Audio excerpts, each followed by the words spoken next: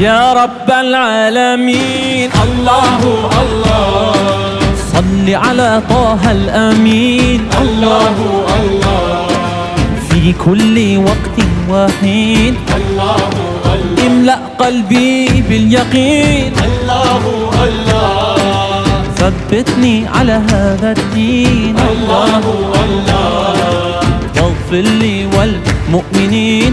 الله الله بربي جل الله. الله الله ما في قلبي غير الله.